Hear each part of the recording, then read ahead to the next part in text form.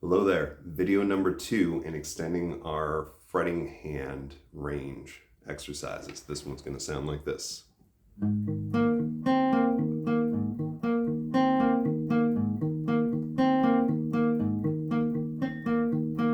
Little harmonic at the end.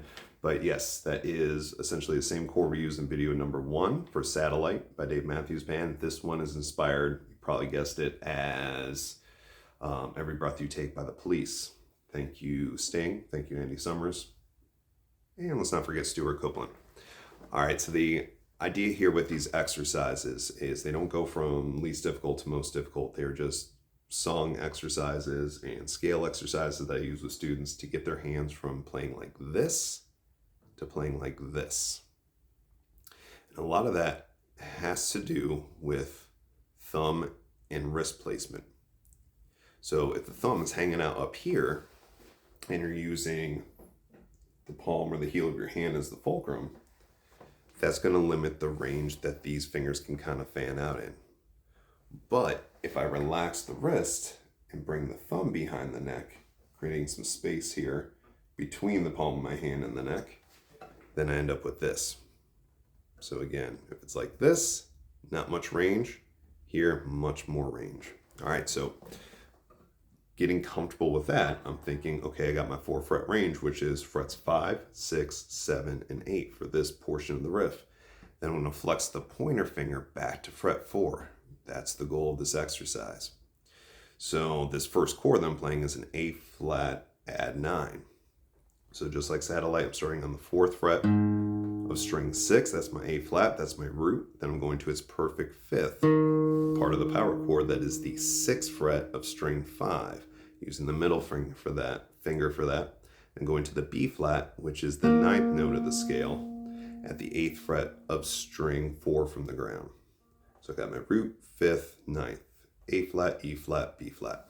The only other note I'm going to add to it is I'm going to flex that pointer finger over to the 5th fret of string 3 from the ground, which is my G note.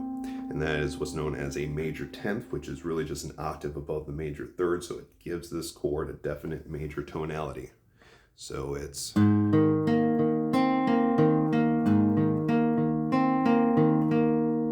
Okay, so the first half of the riff is just the root, 5th, 9th, back to the 5th. I'm going to use a picking direction of carrying my pick momentum where it wants to go. So where it has to go next in the sequence. Down, down, up, down. Down, down, up, down. Down, down, up, down. Second half of it is when I toggle that pointer finger over to the G note. And I'm going to go up, up, down, up. Up, up, down, up. Put it together. Down, down, up, down, up, down, up. Oops. Down, down, up, down, up, repeat. Now if you heard me at the beginning of the video, I use a little dynamic trick by palm muting some of the notes. And not palm muting others. I can palm mute the whole thing. So experiment with that, but again, the main goal of this exercise is for this left hand and maybe a little bit of picking direction. Now if you want to go a little bit further with this riff, you're feeling good there, we're going to move it down to F at the 1st fret. It's perfect 5th, C at the 3rd fret of string 5. So F is on string 6 at the 1st fret, C string 5 at the 3rd fret, and it's 9th, which is the G note at the 5th fret of string 4. Play it very similar to what we did before, but this is going to be a minor chord, so that 10th, instead of going to the 2nd fret of string 3, is going to be played at the 1st fret. And this is the furthest area you will ever have to stretch this type of chord, because obviously the frets are much larger here, much more spacious than they are as you go up the neck. So this is a really good challenge as well.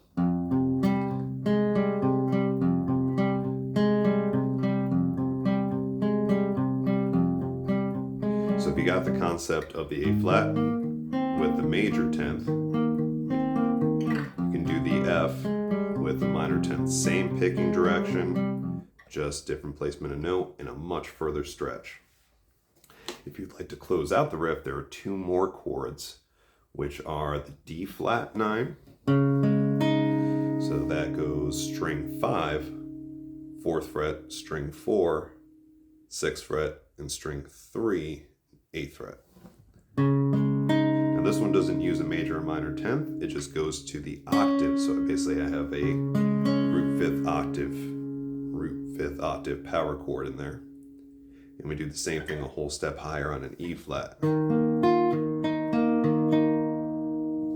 Picking direction, picking pattern is a little different for this because it's a split measure. So here we have 1 and 2 and 3 and 4 and repeat.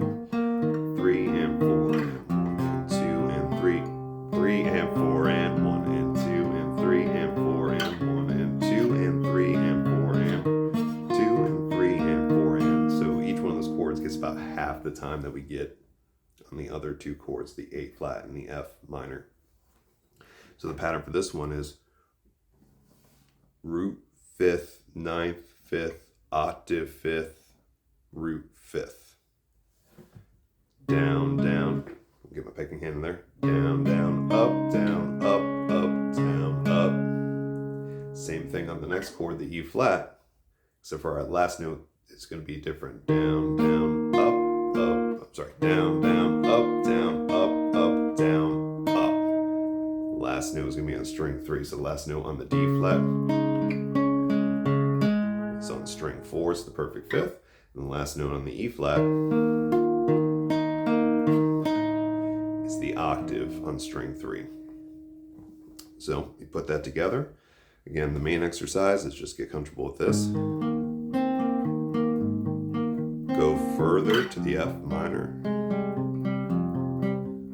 to the D flat, E flat, and then every other time it will end on the A flat. Start over on the A flat, to the F minor, D flat, E flat, and then this time it'll end on the F minor. And kind of trades off, just listen for it in the song. And then the only thing I'll have to do is just learn the chorus line and the bridge, and you got yourself a song in the bag. And again, once you feel comfortable with that too, you can start playing with palm muting for dynamics.